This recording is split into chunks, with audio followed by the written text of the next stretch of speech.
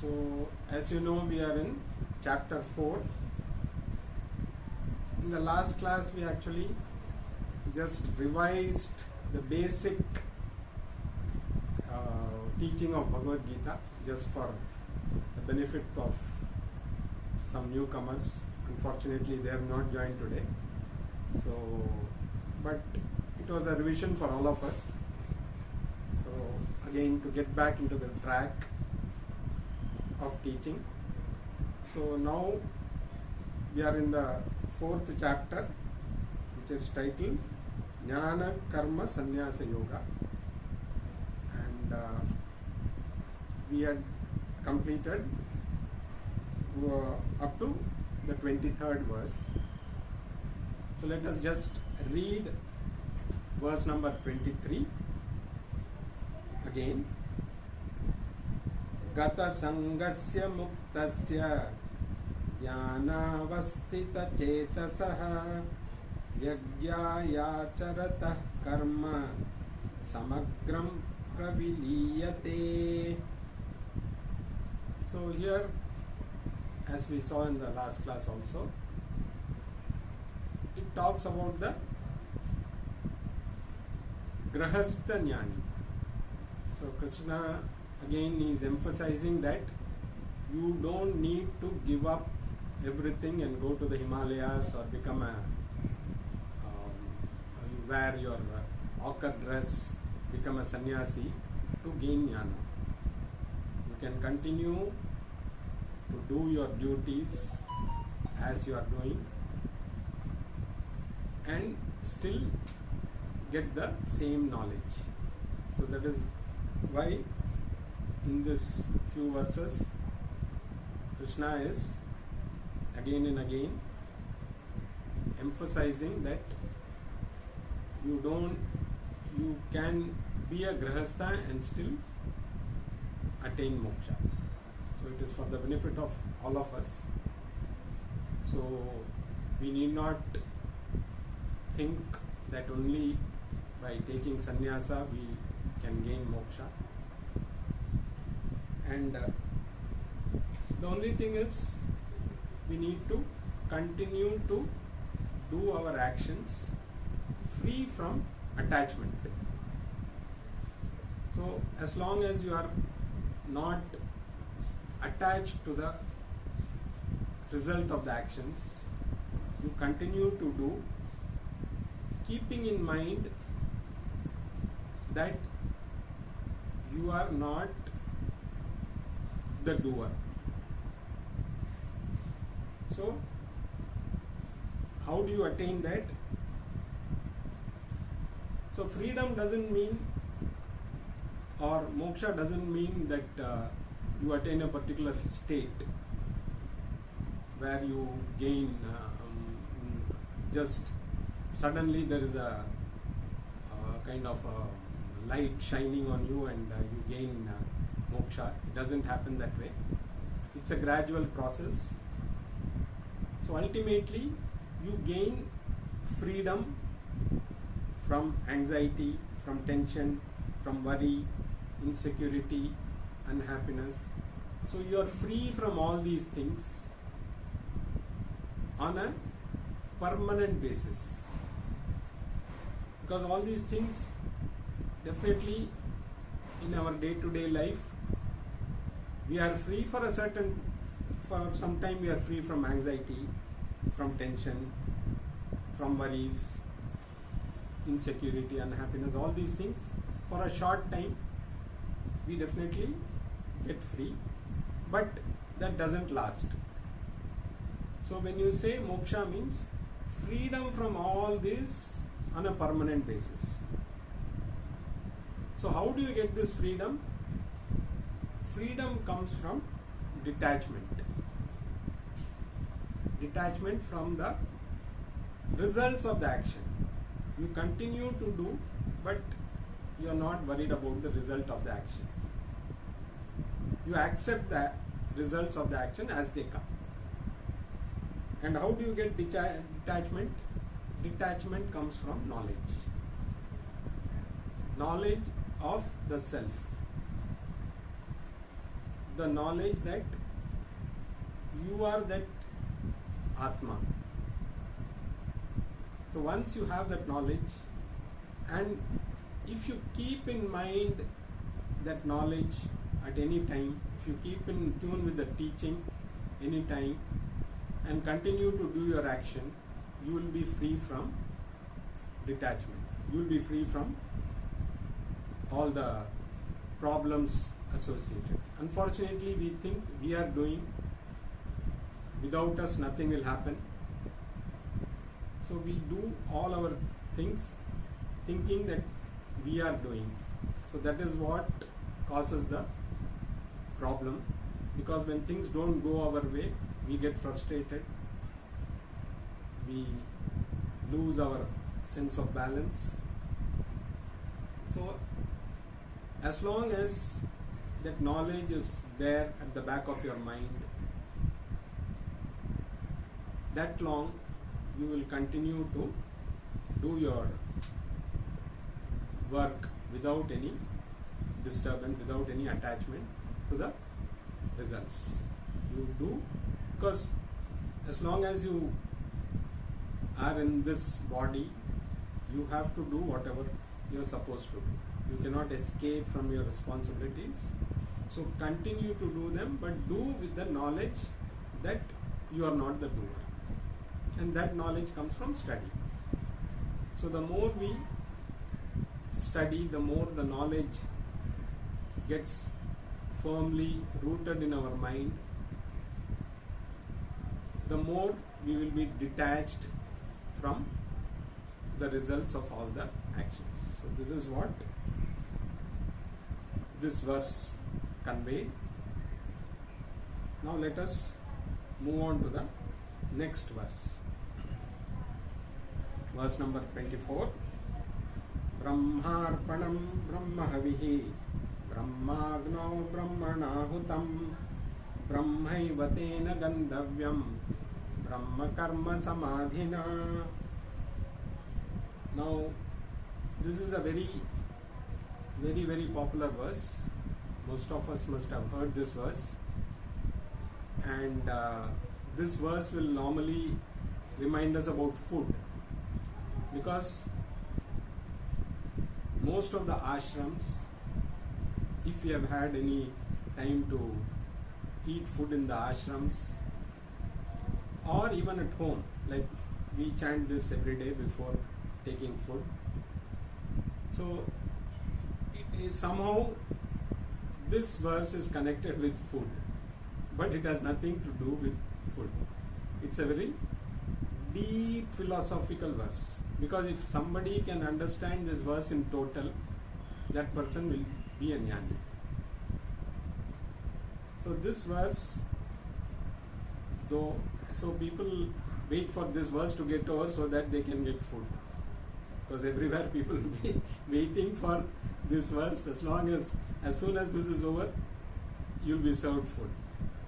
So this is, it is, of course, the connection with food is different. The attitude when we eat the food, if we absorb the meaning of this when we are having food, then it will make sense. So let us look at this verse in a little different way. So let us not go by the direct meaning initially. So as you know, there are three types of philosophies: Advaita, Dvaita and Vishishta Advaita. Advaita philosophy is what Bhagavad Gita is saying, that you are that consciousness, Aham Brahmasmi. Dvaita means you are different, God is different. And Vishishta Advaita means you are a part of God. So this is the basic difference between the three philosophies. So generally we are all born with the idea that God is different, I am different. It's a triangle. God, me and the world. There are three things. So automatically we are born with the thought that there is a God and I am different from that God. So this is the normal thinking. Only when you start understanding Vedanta, slowly you realize that that very God whom you are seeking is nothing but you. So of course there will be a lot of differences between people accepting different philosophies. In fact, there is a story which my teacher normally shares. So there was a teacher of Advaita who had many students studying under him. One of the students, even after many years of learning, he somehow felt he cannot be God. So he felt, I am different. God and me are two different entities. So after a few years, he was still not convinced. He decided to leave and he went for studies to different masters. And after maybe 10 odd years, he thought, okay, now I am firmly entrenched in this knowledge that I am God, I am different from God. So with all the knowledge that he had acquired, he came back to the Advaita teacher and he said, I want to discuss on this issue. So the teacher said, yes, we'll definitely discuss, no problem. But first I want to, my hair and beard have grown so long. So I want to remove all this first. So can you please call the barber who is nearby? So he said, okay. He went, he came, he brought the barber, and the barber did his job. He did all the cutting and everything he did. And as usual, after this thing, the barbers, they carry a mirror. So maybe in those days they used to carry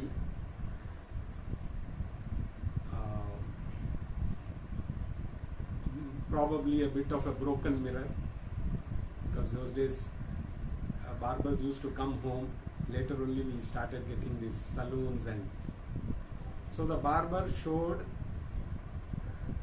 the teacher his face in the mirror.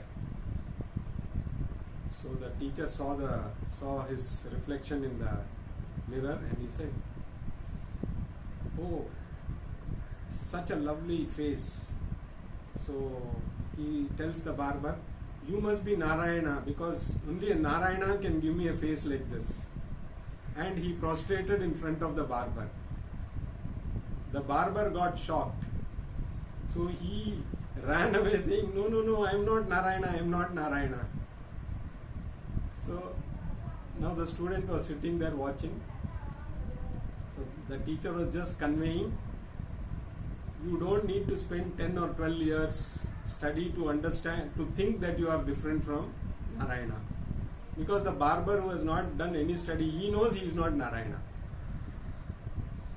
So this Dvaita concept, if you have to again study and prove that you are different from God, which you already think you are, there is nothing to study.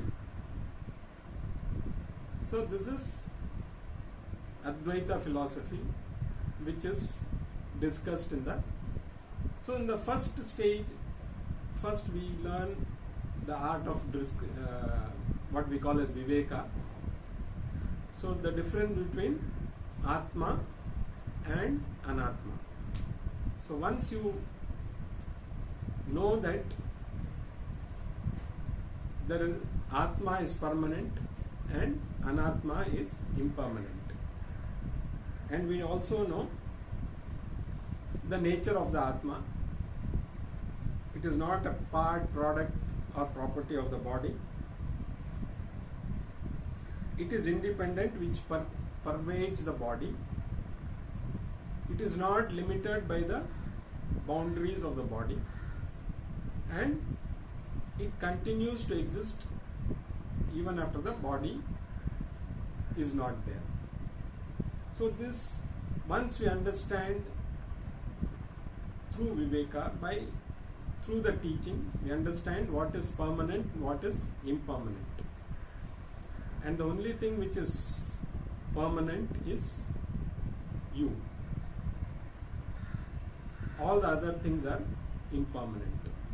So, from a triangular concept where you think God, you and the world are three different things, once you start understanding the teaching and you realize that you are that very Atma, it becomes two things, binary. Only two things are left, you and the world. You are that consciousness. You are not the body-mind complex. So other than you, everything else is anatma. You are the only thing which is permanent.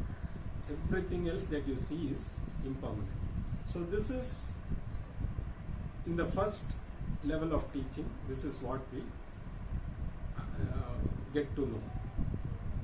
So by constant touch with teaching, you get to know your true nature, which is you are that very consciousness which enlivens everything. Now we still think that you are Atma. So you have moved away from being connected with the body-mind complex and you connect with the consciousness. That means there are two things, you and the world. The next level of understanding is everything else that you see is also Atma. Then, because even if you think that you are Atma, everything else is Anatma, even then there is Dvaita, because there are two things. But once you are firmly entrenched in the knowledge, you will realize that everything else that you see is also the same consciousness. So there are no two things at all. There is only Atma. So this is a transition from 3 to 2, and finally there is nothing else than Atma, Brahman. So this is what this verse, if you go by the literal meaning of this verse, it says, so if you are doing a homam, so you normally use a spoon or a ladle to offer whatever you are offering into the fire. So that ladle itself is Brahman. The material that you are offering, which is, could be anything, could be ghee or could be any other material that you are offering into the homam, that is also Brahman. Who is offering? The one who is offering is also Brahman. The fire which is accepting all these offerings, that is also Brahman. So the one who understands this, the one who thinks or one who sees everything as Brahman, has reached Brahman. So this is probably the deepest philosophy, which is, I believe, not discussed in too many places, even in Bhagavad Gita. Only 1 or 2 verses are discussing. Otherwise, it is more of Atma, Anatma discussion, the difference between Atma and Anatma. But ultimately, to arrive at this realization that whatever you see, so that is what this verse is trying to convey. So what the material, the medium through which you are offering is also Brahman. The material that you are offering is also Brahman. The person who is offering is also Brahman. And the fire that is into which all these things are offered, that is also Brahman. So the one who is very clear about this means he has realized Brahman. Because only when you have realized Brahman, you will understand this in full. So the transition from 3 to 2 to 1 happens over a period of time through knowledge. So again, this is meant for grahasthas, householders, because you continue to do the karma. So he becomes a Brahma Karma Samadhi. That is what the verse says. The one who's, so it is another way of saying who's a jnani. So he continues to do his duties without losing sight of the knowledge. So he is Brahma Karma Samadhi. So he is absorbed. Samadhi means somebody who is absorbed in something. So completely absorbed. So he is completely absorbed in the knowledge. At the same time, he continues to do his duties. So he has not given up his regular duties. He continues to do his duties, but never loses sight of the goal. So he never loses the realization that he is Brahman. As long as he lives in this body, he continues to do his duties without any. So his entire being is completely immersed in the knowledge. He doesn't see anything else, even when he carries out his duties. So it is meant, again this verse is meant for grahasthas like us. So you continue to do whatever you are supposed to do without losing sight of the goal. You see only Brahman. For example, a goldsmith. You have different ornaments made of gold. You have bangles, necklace, rings, you name it, bracelets or whichever. There are so many ornaments. So now we look at it as different objects. But if you take this to the goldsmith, he sees only the gold in that. He is not worried about whether it is a bangle or whether it is a ring or whether it is a bracelet or a. So that is how, when you are immersed in Brahman, you are complete. So you can say a goldsmith does gold samadhi, because in every ornament he sees only the gold.